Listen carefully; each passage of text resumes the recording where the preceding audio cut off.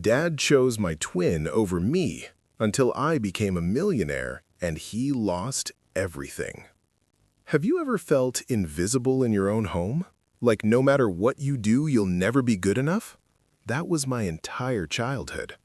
My name's Marcus, and this is the story of how my father's favoritism destroyed our family, how my twin brother became his golden child, and how karma delivered the most unexpected revenge I never saw coming. Before we dive in, if you've ever dealt with a toxic family situation or felt like the underdog, hit that subscribe button. Trust me, you'll want to stick around for this ending. So let me take you back to where it all started. I'm Marcus, and I have a twin brother named Derek. We came into this world just 7 minutes apart, but you'd think it was 7 years based on how differently my father treated us. From the moment we could walk and talk, the divide was crystal clear. Derek was Dad's pride and joy. I was just there. Picture this. We're 5 years old, sitting in our kindergarten classroom. The teacher hands back our drawings. Mine is a colorful mess of a superhero saving the city. Derek's is a stick figure holding what might be a baseball bat or maybe a tree branch. Honestly, it was hard to tell. But when we brought those papers home, my father's reaction said everything. He glanced at my drawing for maybe 2 seconds, gave a half-hearted, "That's nice," and then spent the next 20 minutes praising Derek's masterpiece. He even framed it. Mine went straight into the recycling bin. That became the pattern of my entire childhood. Every single achievement, every milestone, every moment that should have been celebrated was met with indifference if it came from me, and explosive pride if it came from Derek. When we both joined Little League at age 7, my father came to every single one of Derek's games. He'd cheer, he'd coach from the sidelines, he'd take Derek out for ice cream afterward to celebrate. Me? I played on the same team, in the same games, but it was like I was invisible. Dad would sit in the stands, but his eyes only followed Derek. When I hit my first home run, he was on his phone. When Derek caught a fly ball, you'd think he'd just won the World Series. Middle school rolled around, and things got worse. Way worse. Derek struggled academically. I'm not trying to throw shade, but the truth is, studying wasn't his thing. He'd pull C's and D's, sometimes barely passing. I, on the other hand, worked my tail off. I'd stay up late, hit the books, ask teachers for extra help. I earned straight A's consistently. Report card day should have been my moment to shine, right? Wrong. My father would glance at my report card, nod, and say something like, "Good, that's what you're supposed to do." Then he'd look at Derek's mediocre grades and somehow find a way to praise him. "You're doing your best, son. That's all that matters. I'm proud of you." Do you know what that does to a kid? To work twice as hard and get half the recognition. It's like running a race where the finish line keeps moving further away, but only for you. High school was supposed to be different. I thought maybe, just maybe, if I achieved something truly impressive, Dad would finally see me. So I threw myself into everything. I joined the debate team and became captain by junior year. I volunteered at the local community center, tutoring kids who couldn't afford private help. I maintained a 4.0 GPA while working a part-time job at the grocery store. I was doing everything right, checking every box, being the model son. Derek? He was coasting. He joined the football team, which Dad loved, but he spent most of his time on the bench. His grades were still struggling, hovering around the C range. He got caught skipping school twice, but none of that mattered to Dad. When Derek scored his first touchdown after sitting on the bench for 2 entire seasons, my father threw him a party, invited the whole neighborhood. There was a banner, a cake, the works. That same month, I won a regional debate championship. My team and I beat 30 other schools. It was a huge deal. When I told my father he was watching one of Derek's football practices, he said, and I quote, "That's great, Marcus. Can we talk about this later? I'm watching your brother right now." There was no party for me, no banner, no celebration, just another achievement added to the pile of things my father didn't care about. The breaking point came during our senior year. College applications were due, and we both had very different paths ahead of us. I had been accepted to 7 universities, including 3 Ivy League schools, full-ride scholarships to 2 of them.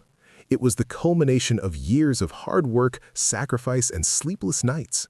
Derek applied to one state school and got in with his football recruitment despite his grades.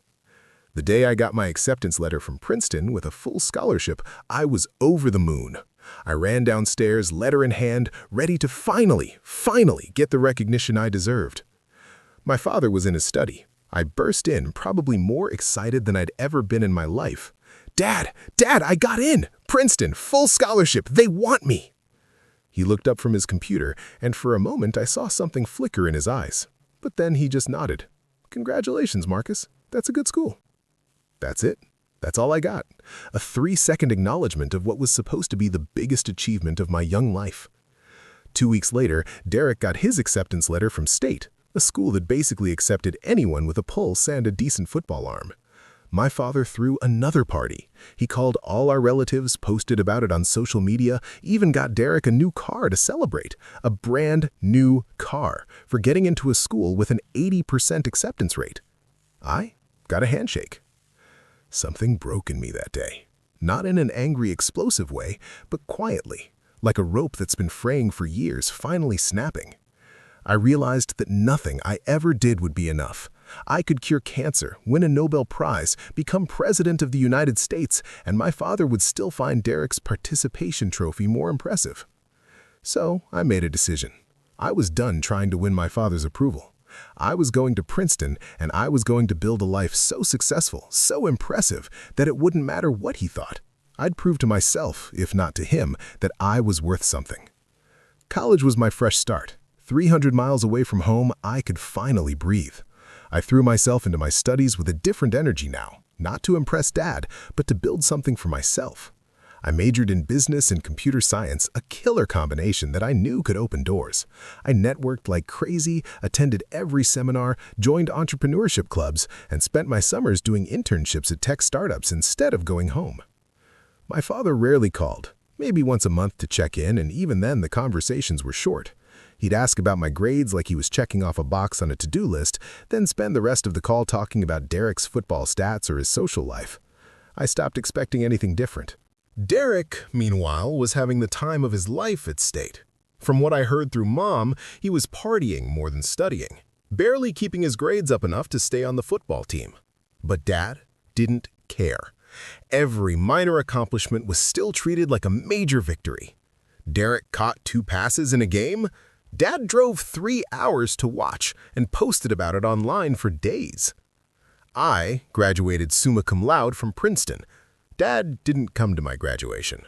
He said he had to work, but I found out later, through Mom, that he had taken that same week off to go to one of Derek's end-of-season football games. That should have hurt more than it did, but honestly, I was numb to it by then. After graduation, I moved to Silicon Valley. I had multiple job offers from major tech companies, but I wanted something different. I wanted to build something of my own. So I partnered with 2 brilliant friends I'd met at Princeton, and we founded a startup, a software platform that helped small businesses optimize their operations using AI. It was ambitious, it was risky, and it was exactly what I needed. The first 2 years were brutal. We worked 100-hour weeks, lived off ramen and coffee, pitched to hundreds of investors who all said no.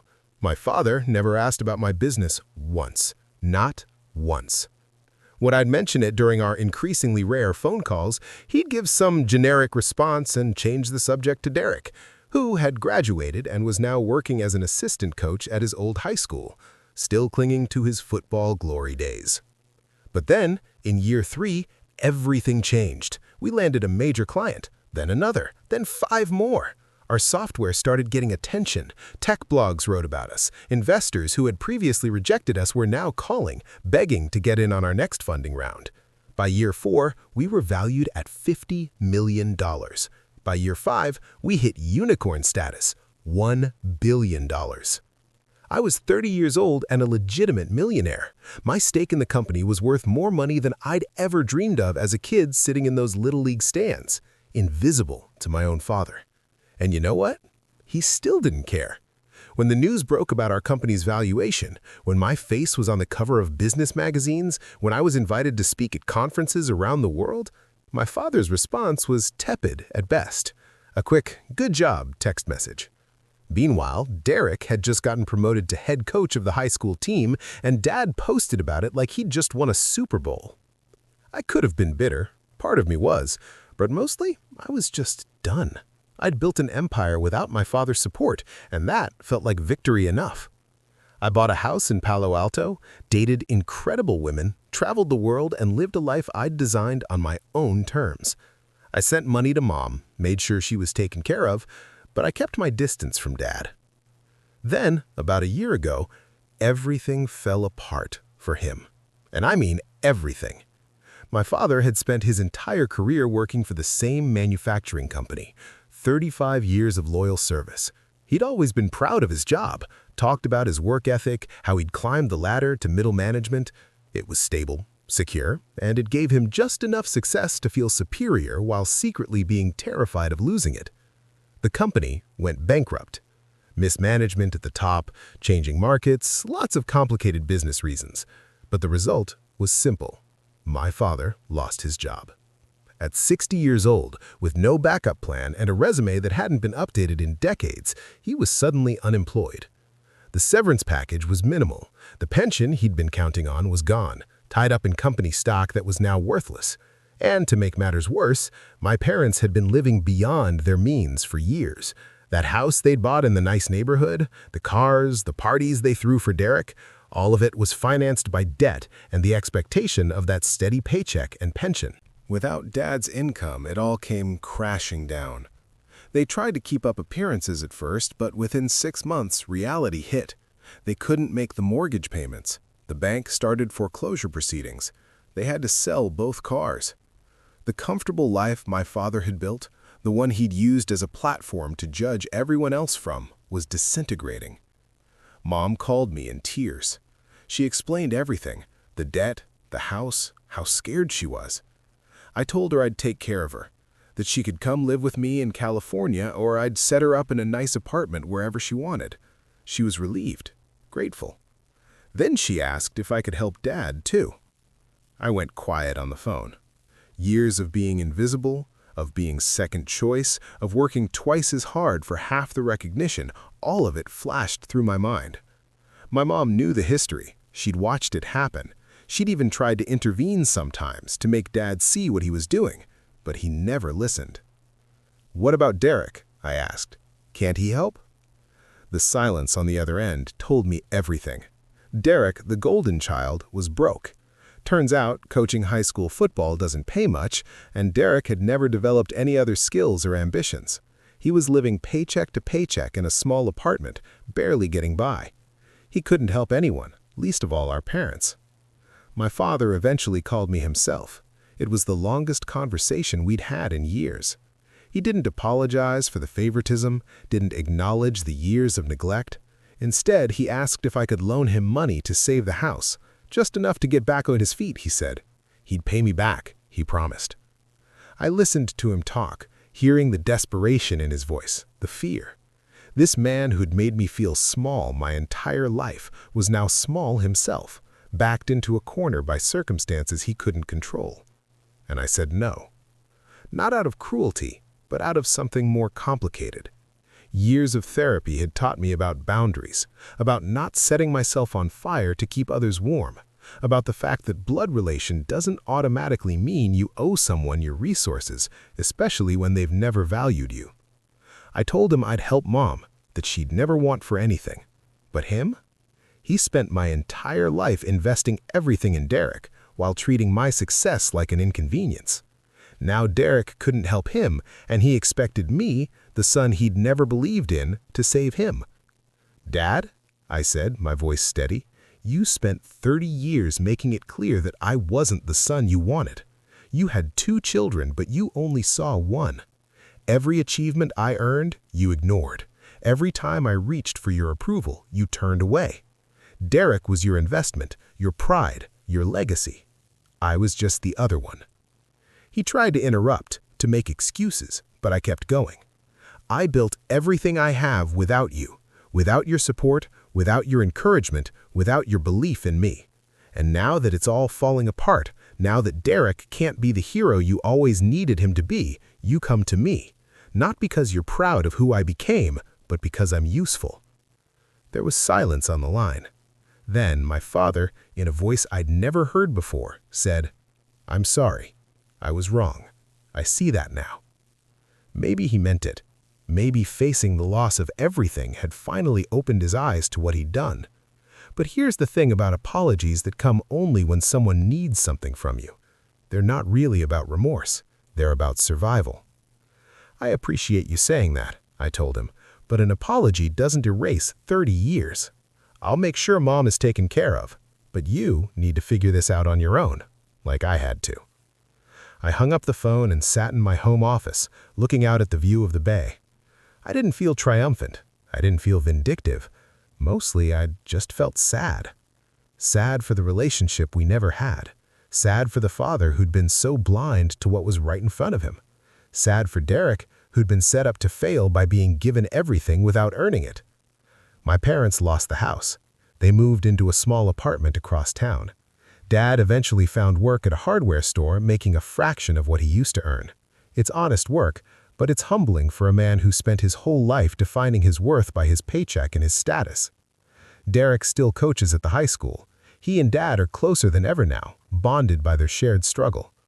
Mom lives comfortably in a condo I bought for her near my sister's place in Arizona. She visits me often, and we've rebuilt our relationship. As for Dad and me, we talk occasionally, surface-level stuff. He asks about my business, and I can hear him trying, really trying to sound interested. Sometimes I think he genuinely has changed. Other times, I think he's just old and tired and finally realizes that the son he ignored is the only one who made it. The revenge I got wasn't something I planned. I didn't orchestrate his downfall or scheme to make him suffer. Life just has this way of revealing what's real. He put all his chips on Derek, and when the cards fell, his bet didn't pay off. Meanwhile, the son he never believed in became more successful than he ever dreamed. That's the thing about favoritism, and about treating people like they're less than. Eventually, the truth comes out. Derek's a good guy, don't get me wrong. The favoritism wasn't his fault. But he was never challenged to become more than Dad's golden child. He never had to fight, to prove himself, to build something from nothing. And when real life hit, he didn't have the tools. I had to develop those tools, because I had no choice. Every door that was closed to me, I had to find a window. Every achievement that was ignored, I had to use as fuel to keep going. The invisibility that was supposed to break me ended up making me stronger. So here I am, sitting at the top of a mountain I climbed alone, looking back at the father who never thought I could make it. He's at the bottom now, looking up, finally seeing me for the first time. Is it revenge? Maybe. Is it justice? Perhaps. Is it sad? Absolutely. But more than anything, it's proof that your value isn't determined by who believes in you. It's determined by who you choose to become, despite who doesn't. If you're watching this and you've ever been the forgotten child, the underestimated one, the invisible kid in your own family, hear this. Their blindness is not your limitation. Their favoritism is not your fate. Keep climbing, keep building, keep proving to yourself, not to them, that you're worth every bit of success you earn. Because one day, they'll look up and finally see you. And by then, you won't need them to. That's my story. The father who chose my brother got to watch me succeed from the sidelines, the same sidelines where he left me as a child. And somehow, that's the most poetic ending I never planned. Thanks for listening. If this resonated with you, drop a comment below with your story. And remember to subscribe, because we all need reminders that we're not alone in this fight.